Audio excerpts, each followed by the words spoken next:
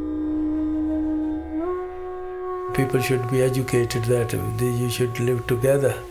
Like, in the British Raj, we were living all together in the village, as I've said. There were Hindu, Muslim, Christian, Parsi, Sikh. Our village was situated in Punjab, district of Lailpur, Tahsil Toba Tek Singh. Our area was an agricultural area, and all that agriculture was done by bullocks. We grew all sorts, you see, sugarcane, cotton, wheat, maize, chickpeas, and dals, lot of dals, mash, moong. And I think we were self-sufficient in those days. Very few things we bought from outside. In that time, India was a rich country. When you think all the ruler, Mughal come in and other come in, they were all coming from abroad. Why? Because India had everything in the food, the gold, the jewels. I mean, see that Kohinoor jewel, which is Queen's crown, that come from India. And it's the most expensive jewel in the world. So it shows that India at that time was very rich.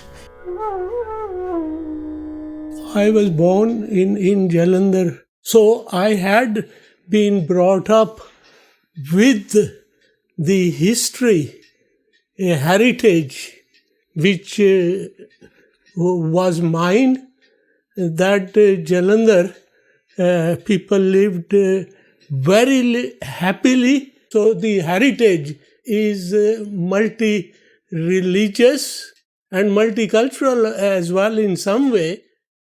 People speak the same language, and they go to weddings together, they get together, we like a Diwali or whatever.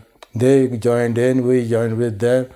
I was only a kid though, but I never knew there was any difference between people, They were living so harmoniously together. I think obviously if there was ever any dispute anywhere, obviously I think British never did anything to have a community cohesion, on religion basis. I mean, so my dad said when you go to school, there used to be a water tap. That's a Hindu water tap. That's a Muslim water tap. And, you're brainwashing children. And he said, I couldn't understand, even 5-year-old, that if you touch a Hindu tap, what's gone wrong? It's water comes from a tap, so it doesn't matter who drinks it. And, as the British, obviously, that was the best way to rule India. Divide and rule, that's how they did it,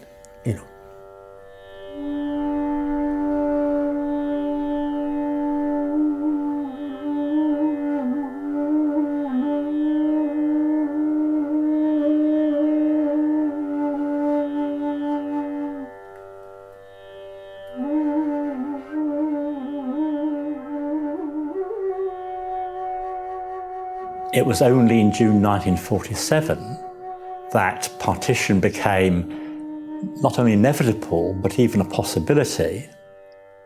It then became clear that lines would have to be drawn in both Punjab and in Bengal. Both the Congress and the Muslim League then had an idea about the lines that they would like that would be most advantageous to them. But nobody had an idea about what the effects on the people on the ground would be. Because at the time of partition, people had gone mad. They were killing and slaughtering, the trains full with slaughtered bodies from Lahore to East Punjab and also from Jalandhar to Lahore. Lot of places lines were broken, so the engine was doing very slow. And when eventually we came to Lahore, I remember it was at Lahore, and there were the gunmen all around, and I could see there were arms there, hand there, head there.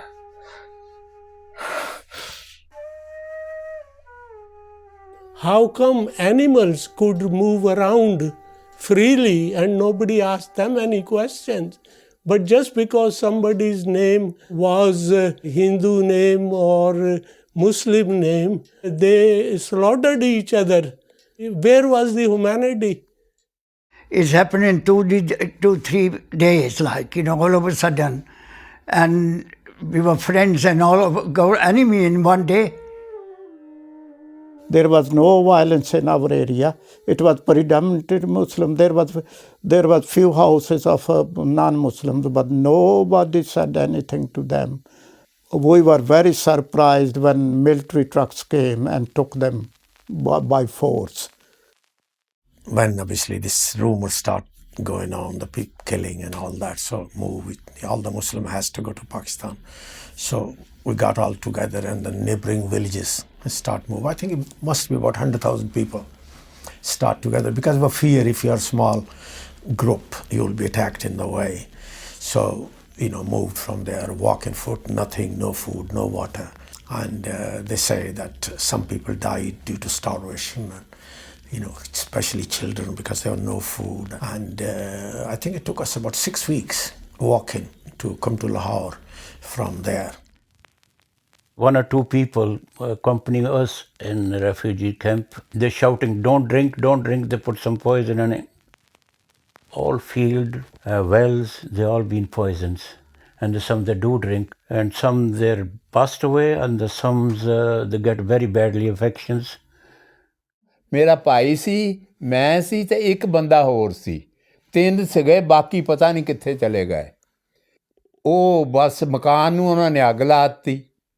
ਅਸੀਂ ਕਿਹਾ ਹੁਣ ਅਸੀਂ ਜਾਈਏ ਕਿੱਦਾਂ, ਔਰ ਉਹ ਮੇਰਾ ਭਾਈ ਜਿਹੜਾ ਸੀ ਉਹਨੇ ਮੇਰੀ ਸੁਣੀ ਨਹੀਂ। ਉਹ ਆਪਣੇ ਘਰ ਨੂੰ ਉੱਥੋਂ ਦੌੜ ਕੇ ਘਰ ਵੱਲ ਨੂੰ ਹੋ ਗਿਆ ਅਤੇ ਮੇਰੇ ਨੂੰ ਉਹ ਜਿਹੜਾ ਬੰਦਾ ਸੀ ਉਹ ਮੁਸਲਮਾਨਾਂ ਦਾ ਮਹੱਲਾ ਜਿਹੜਾ ਸੀ ਮੈਨੂੰ ਉੱਧਰ ਨੂੰ ਲੈ ਆਇਆ। ਉਹ ਅੱਗੇ ਜਿੱਲੇ ਆਏ ਆ ਤਾਂ ਅੱਗੇ 2 ਸਿੱਖ ਖੜ੍ਹੇ ਸੀ ਤਲਵਾਰਾਂ ਲਈ। ਉਹ ਉਹਦੇ ਮਗਰ ਗਏ ਆ ਅਤੇ ਮੈਂ ਦੌੜ ਕੇ ਤਾਂ ਉਹ ਮੁਸਲਮਾਨਾਂ ਦੇ ਮਹੱਲੇ ਦੇ ਵਿੱਚ ਦੀ ਨਾ ਉੱਥੇ ਗਿਆ ਤਾਂ ਅੱਗੇ ਟ੍ਰੇਨ ਲਾਈਨ ਹੁੰਦੀ ਹੈ ਜਿਹੜੀ, ਉਹਦੇ ਉੱਤੇ ਉਹ ਬੰਦਾ ਖੜ੍ਹਾ ਸੀ। ਉਹ ਮੈਨੂੰ ਲੈ ਕੇ ਕਹਿੰਦਾ ਤੂੰ ਕਿਹਦਾ ਬੇਟਾ? ਮੈਂ ਕਿਹਾ ਮੈਂ ਇਬਰਾਹੀਮ ਦਾ।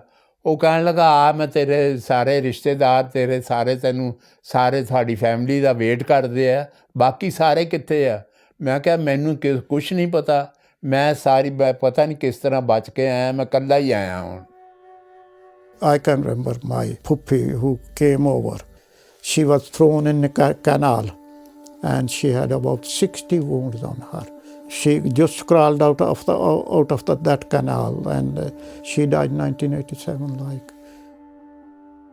ਜਿਹੜੀਆਂ ਨਾ ਔਰਤਾਂ ਦੀ ਸਟੋਰੀ ਅਸੀਂ ਸੁਣੀ ਆ ਉਹ ਤਾਂ ਸਹਿ ਵੀ ਨਹੀਂ ਸਕਦਾ ਬੰਦਾ ਬਈ ਇੱਦਾਂ ਵੀ ਹੋ ਸਕਦੀ ਆ। ਜੇ ਕਿਤੇ ਬਾਹਰ ਆ ਨਾ ਆਹ ਸਾਰੇ ਬ੍ਰੈਸਟ ਲਾਤੇ, ਬ੍ਰੈਸਟ ਕੱਟ ਦਿੰਦੇ, ਕਹਿਣਾ ਹਾਏ ਹਾਏ ਜੇ ਵੱਢ ਦਿੱਤੀਆਂ, ਰੇਪ ਕਰਨਾ, ਬ੍ਰੈਸਟ ਕੱਟ ਦਿੱਤੇ। ਇੰਨਾ ਕਿਹਦੇ ਵਿੱਚ ਜ਼ਹਿਰ ਆ ਜਾਂਦੀ ਆ ਵੀ ਕਹਿੰਦੇ ਪਿੰਡ ਦਿਆਂ ਨੂੰ ਇੱਦਾਂ ਸੀ। They always used to think that gurdwaras are the safe places to be in, the religious places. Nobody's going to attack them. So they all collected in there, but then they attacked those as well. And one of my cousins killed her 3 children and killed herself because she said to herself that I'm not going to get into their hands. First they killed the children, then they killed the adults, then they killed the elderly. One of my dad's sister's son, they thought he's dead. They, sewed here and sewed here and here, threw him in the river. And some villagers saw it, took him out, treated him, and then sent it to Pakistan. So it was terrible, to be honest. It was just unbelievable. My mother said they never thought they will ever reach Pakistan because when they used to see people around horses having shotguns and talwars and shouting, kill the Muslim and all that going around. And they'll try, but because they were so big crowd and they did on the edges people killed, But he said, my father said, I said to the policeman, why don't you do anything? He said, we are not allowed. We have been told that we have to be neutral. Ismay's letter of 1947 in October, that is 2 months after the partition was announced, shows quite clearly that the British authorities had no idea about what was going on along the 2 partition lines. which shows the lack of resources they had, that sort of they had very few British troops available, and that the Indian troops and police were not taking any notice of the British anymore and not reporting what was happening on the ground. Nobody in our village or in the Punjab didn't want any partition at all, because the people were living together nicely and they were friendly to each other, and they didn't want partition at all. You know, they shouldn't happen again. But the thing is, it's happening now. You know, it's nearly 70 years ago, and that when 3 million people got killed, people like me, supposed to be mature, still crying over it. Still people are suffering now, this present day. India ਦੇ ਵਿੱਚ ਜਿਨ੍ਹਾਂ ਨੇ ਦੇਖਿਆ ਸਾਰਾ ਕੁਝ ਨਾ, ਉਹ ਤਾਂ ਕਹਿੰਦੇ ਕਿ ਅੱਲਾ ਹੀ ਤੋਬਾ ਹੈ, ਇੱਦਾਂ ਦਾ ਅੱਲਾ ਨਾ ਕਿਸੇ ਨੂੰ ਦਿਖਾਵੇ।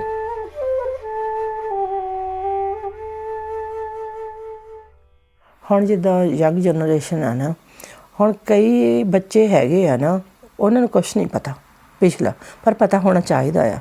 ਮੈਂ ਤਾਂ ਇਹ ਕਹਿੰਦੀ ਜਿਹੜੀ ਹਿਸਟਰੀ ਆ ਨਾ, ਉਹ ਪਾਸ ਟੂ ਪਾਸ ਹੋਣੀ ਚਾਹੀਦੀ ਹੈ, ਪਤਾ ਤਾਂ ਹੋਵੇ ਵੀ ਪਿੱਛੇ ਕੀ ਹੋਇਆ। You should never forget your roots, you know, where you come from. I mean, I always want to go to India to see my village, where my parents lived. You know, I went to India about 10 years ago. But I went to Bombay and it's too far to go from there, and I didn't know anybody. Those people my dad and mom knew, they all passed away. So I have no connection to go to somebody, take me there and all that.